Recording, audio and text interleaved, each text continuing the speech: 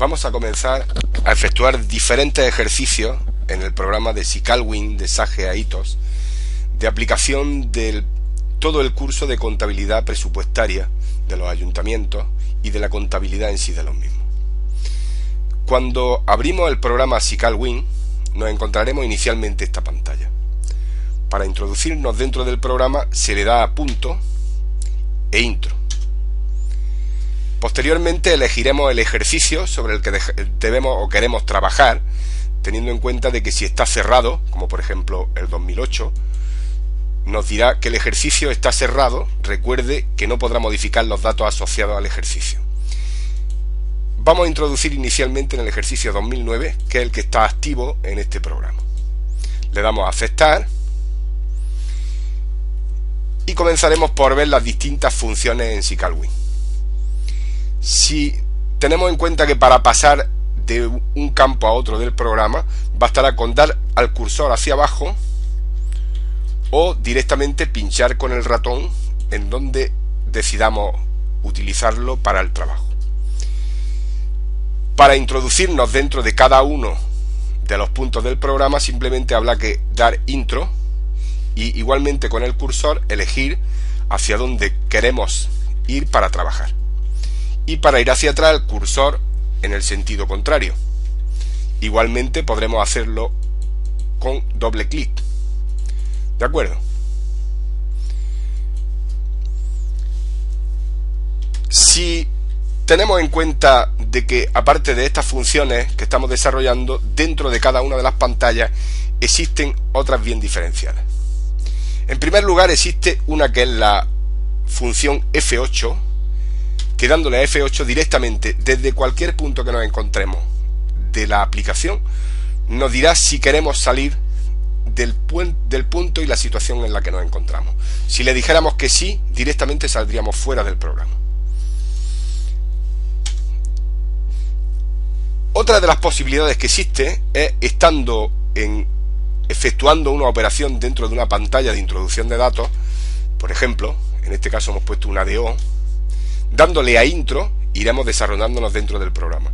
Si queremos ir hacia los puntos o campos anteriores que hemos introducido para modificarlo, simplemente habrá que darle a F2 tantas veces como nos sea necesario para llegar al punto que queremos modificar. Otro campo es el campo doble F5. Si damos doble F5 estando en la pantalla de introducción de la aplicación o partida presupuestaria o no presupuestaria, nos saldrá directamente las aplicaciones que tenemos introducidas dentro del presupuesto o dentro de las no presupuestarias para su elección.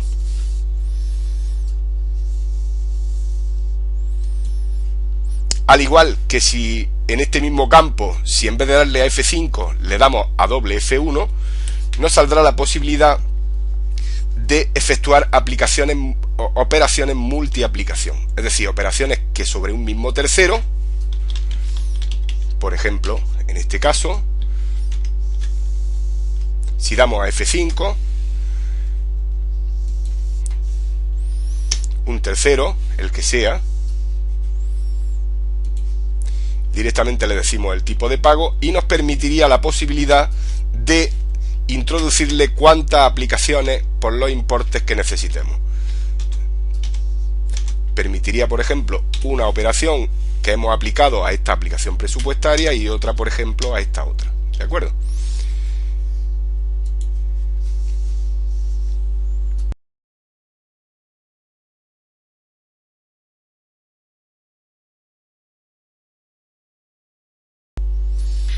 A continuación vamos a hacer un estudio básico de las distintas partes que forman el programa SICALWIN de Sage AITOS. Si nos fijamos, existen por un lado lo que es el presupuesto de gastos, por otro lado el presupuesto de ingresos, por otro las operaciones no presupuestarias y por otro sería la contabilidad general, que como vimos en este tema son las partes más importantes en las que se procede el estudio de la contabilidad presupuestaria.